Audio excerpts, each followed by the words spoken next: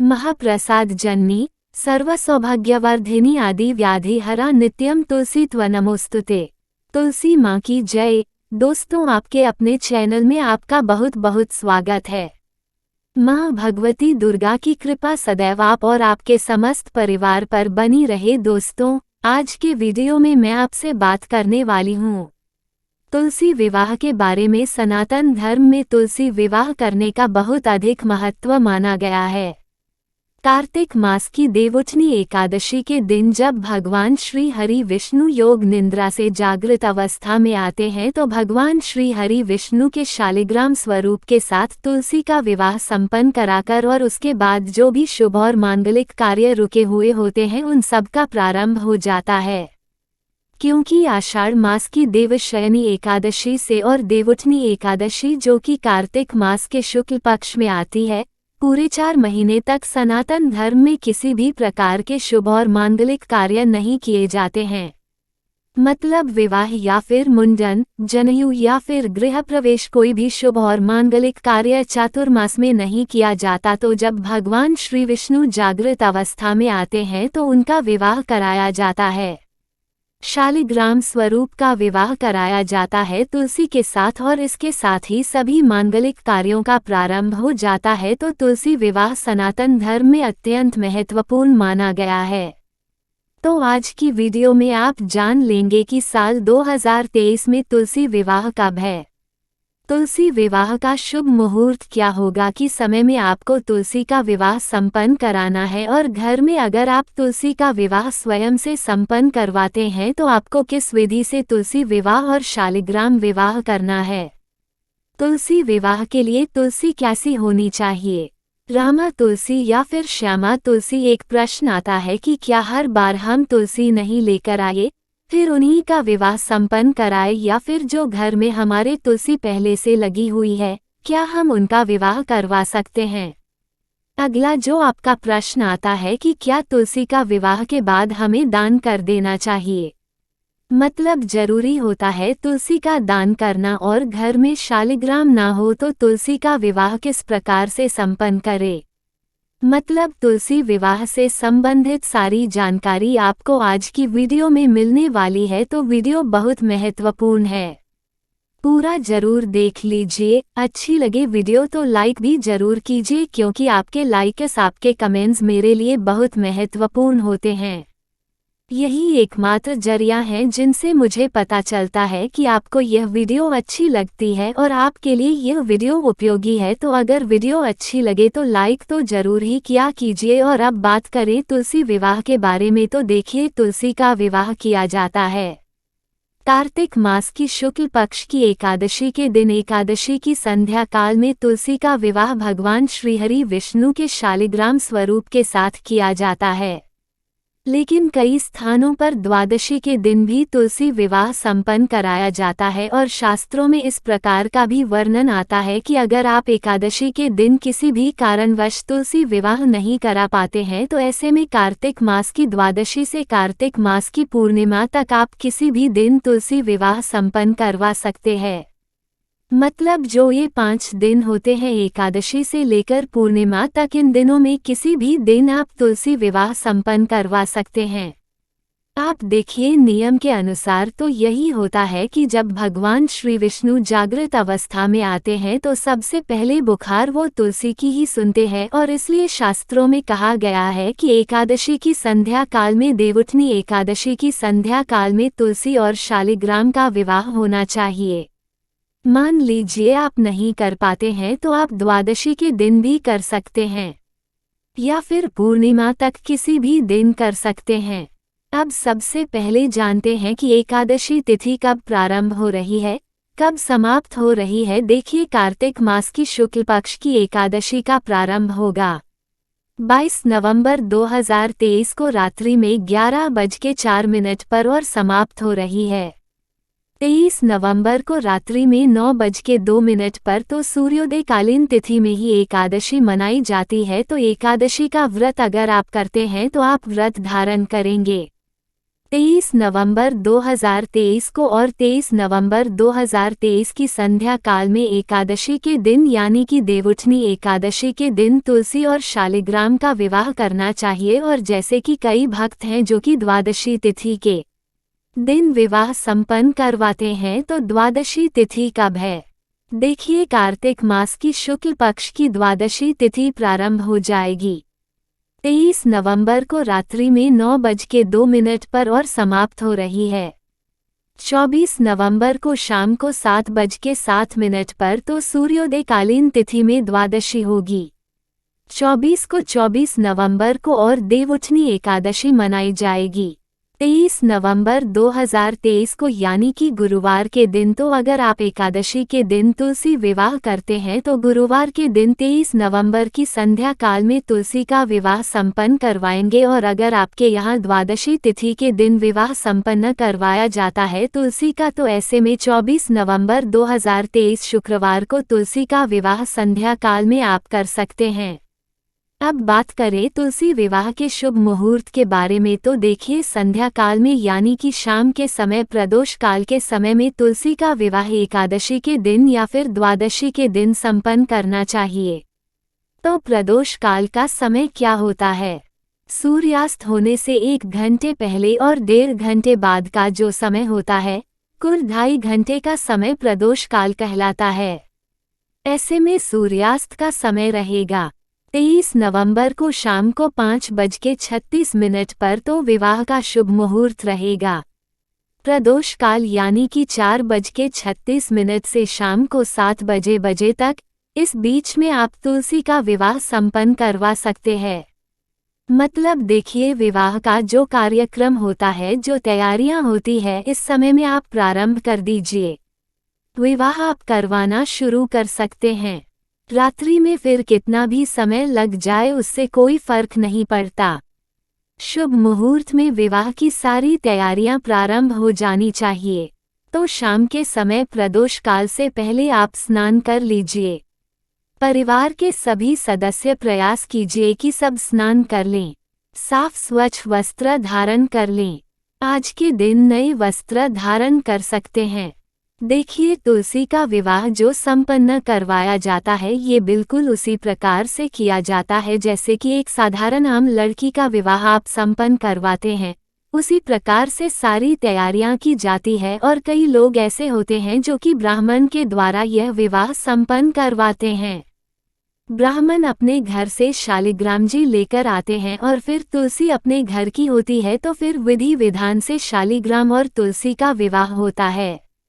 पति पत्नी दोनों बैठते हैं कन्यादान के लिए और फिर जो भी शक्ति सामर्थ्य है उनकी उसके अनुसार ब्राह्मण को वस्त्र, धन इत्यादि दान करके और तुलसी विवाह संपन्न करके तुलसी का दान कर देते हैं।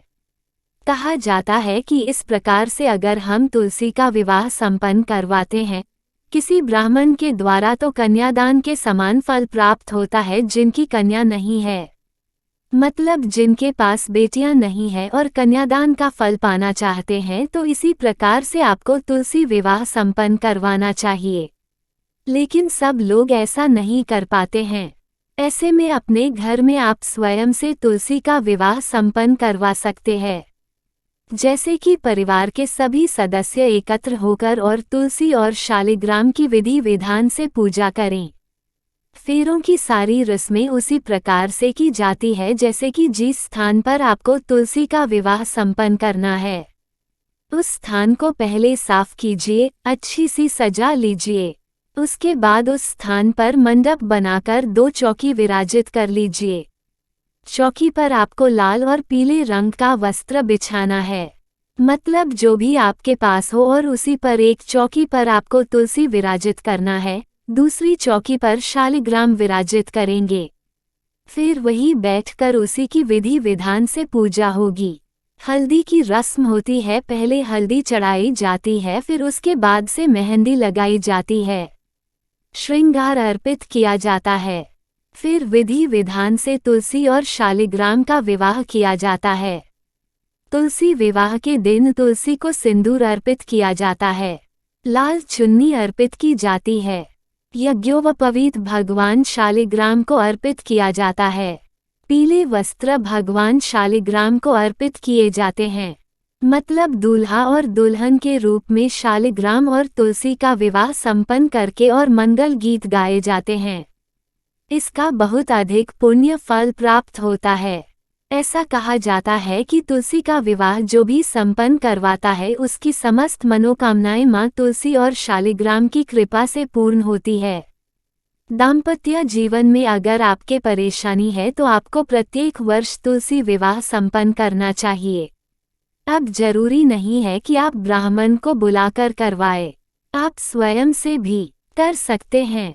घर में मांगलिक कार्य रुके हुए हैं, बच्चों की शादियां रुकी हुई है या फिर कोई भी शुभ कार्य आपके घर में नहीं हो पा रहा है, इसका मतलब है पितृदोष आपके घर में विराजित है या फिर वास्तु दोष है, तो आपको तुलसी विवाह प्रत्येक वर्ष जरूर करना चाहिए। अगर आपको संतान की प्राप्ति नहीं हो रही है, मतलब संतान प्राप्ति में बहुत अधिक बाधाएं आ रही है, तो पति पत्नी दोनों मिलकर और किसी ब्राह्मण के द्वारा ये विवाह संपन्न करवाई है। ब्राह्मण को दान दक्षिणा दीजिए और वस्त्र इत्यादि देकर विधि विधान से तुलसी और शालिग्राम का विवाह करके तुलसी उनको दान कर दीजिए। इस विधि से अगर आप विवाह करवाते हैं तुलसी का, तो विश्वास कीजिए बहुत जल्दी आपके घर में उत्तम और योग्य संपत्ति की प्राप्ति होगी। जिन कन्याओं की शादियों में बहुत अधिक विलंब हो रहा है, बहुत अधिक परेशानियां आ रही है, योग्य रिश्ते नहीं मिल पा रहे हैं, उन्हें तुलसी और शालिग्राम के विवाह में शामिल होना चाहिए। मतलब घर में तुलसी विवाह जो हो रहा है उसमें आपको आगे बढ़कर तुलसी के विवाह की सारी रस्में पूरी करनी चाहिए। तुलसी और शालिग्राम की अगर आप पूजा करेंगे तो आपके विवाह में जो भी परेशानियां हैं दूर होती है और योग्य जीवन साथी की प्राप्ति होती है।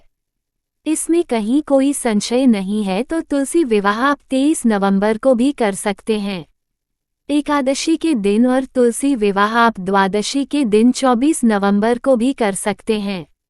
अब मान लीजिए कि आप इन दिनों में तुलसी विवाह नहीं कर पाते हैं, एकादशी और द्वादशी दोनों दिन नहीं कर पाते हैं, तो आप कार्तिक मास की पूर्णिमा के दिन भी तुलसी का विवाह संपन्न कर सकते हैं। तो तुलसी का विवाह एकादशी से पूर्णिमा तक किसी भी दिन किया जा सकता है, ऐसा शास्त्रों में वर्णित है। मन में कोई संशय नहीं रखना है आपको, क्योंकि देखिए बहुत सी ऐसी स्त्रियां हैं जो कि देवउठनी एकादशी के दिन शुद्ध अवस्था में नहीं होती है। तो पीरियड्स में अगर आप हैं तो आप लोगों के प्रश्न आते हैं कि हम किस प्रकार से तुलसी का विवाह संपन्न करें, उनको सुहाग की सामग्री का वरूपित करें, कब उन्हें सिंदूर लगाए, तब उनकी पूजा हम संपन्न करें। तो आप पूर्णिमा तक कभी भी कर सकते हैं। आप बात करें आपके प्रश्नों के बारे में, तो सबसे पहला प्रश्न है कि कौन सी तुलसी विवाह के लिए श्रेष्ठ मानी गई है, रामा या फिर श्यामा। देखिए आप रामा तुलसी का विवाह संपन्न करवाएं या फिर श्यामा का विवाह संपन्न करवाएं, एक ही बात है। तुलसी का रंग अलग है, रामा और श्यामा थोड़ी हरी होती है, रामा और श्यामा थोड़ी सी काली होती है, लेकिन तुलसी में कोई भेद नहीं है। रामा और श्यामा सिर्फ नाम है इनके, बाकी वो तुलसी ही है, देवी ही है। तो आपके पास जो भी तुलसी है उन्हीं का विवाह आप संपन्न करवा सकते हैं। अगला जो आपका प्रश्न आते हैं कि क्या विवाह के लिए हमें नई तुलसी लेना जरूरी है। देखिए ऐसा बिल्कुल भी जरूरी नहीं है, आप चाहे तो नई तुलसी भी ले सकते हैं, या फिर अगर आपके पास पहले से तुलसी लगी है तो उन्हीं का विवाह संपन्न करवा सकते हैं। देखिए बहुत से लोग हैं जो कि तुलसी सावन के महीने में ही लगा लेते हैं। तुलसी विवाह के लिए मतलब जिस प्रकार से अपनी बेटियों को हम ध्यान रखते हैं, उसी प्रकार से वो चातुर्मास में पूरे 4 महीने तुलसी की देखभाल करते हैं, उनका ध्यान रखते हैं, और फिर कार्तिक मास की देवउठनी एकादशी के दिन तुलसी और शालिग्राम का विवाह करवाते हैं और फिर उस तुलसी को दान कर देते हैं। तो देखिए ये कुछ नियम है, सब अपने अपने मन से अपने तरीके से करते हैं, कुछ भी गलत नहीं है। लेकिन अगर आपके पास पहले से तुलसी लगी है तो आप उस तुलसी का भी विवाह कर सकते हैं।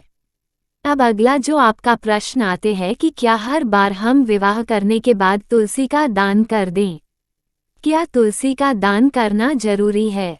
नहीं, देखिए, तुलसी विवाह के बाद तुलसी दान करना आवश्यक नहीं है, लेकिन अगर आप चाहे दान करना तो बिल्कुल आप दान कर सकते हैं, क्योंकि तुलसी का दान करना कार्तिक के महीने में बहुत श्रेष्ठ माना जाता है।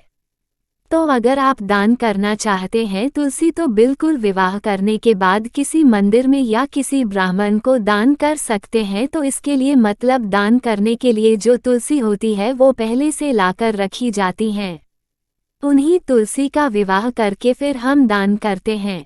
मतलब जिस तुलसी की पूजा आप पूरे वर्ष कर रहे हैं उस तुलसी को विवाह करने के बाद दान नहीं करना है आपको, वो आपके घर में ही विराजित रहेंगी। दान करना चाहते हैं तो अलग से तुलसी लेकर आइए, देवउठनी एकादशी के दिन उनका विवाह संपन्न कीजिए और फिर हम दान कर सकते हैं। कोई समस्या नहीं है, दान करना श्रेष्ठ होता है। आप चाहें तो दान कर सकते हैं, लेकिन अगर आप उसी तुलसी की पूजा कर रहे हैं जो कि आपके घर में विराजित हैं, जिनको आप पहले से पूजा करते हैं, तो उनको दान करना बिल्कुल भी आवश्यक नहीं है। आप पूजा करने के बाद प्रतिदिन उनकी पूजा उसी प्रकार से कर सकते हैं जिस प्रकार से आप पहले से करते आ रहे हैं। मतलब ऐसा कोई दोष नहीं लगेगा आपको। अगर आप तुलसी अपने घर में रखते हैं तो ठीक है, तो इतना भी संशय मन में मत रखिएगा। और तुलसी विवाह किस प्रकार से करना है, संपूर्ण विधि की वीडियो आपको आगे मिलेगी।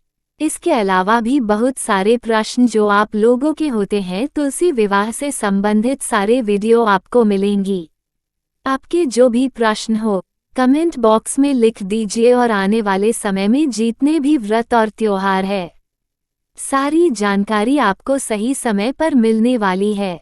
उम्मीद है दोस्तों आपको वीडियो पसंद आई होगी। वीडियो को लाइक कर अपने फ्रेंड्स के साथ शेयर जरूर करें और भी यूज़फुल वीडियो के लिए चैनल को सब्सक्राइब जरूर करिएगा। वीडियो को अंत तक देखने के लिए आपका बहुत बहुत शुक्रिया।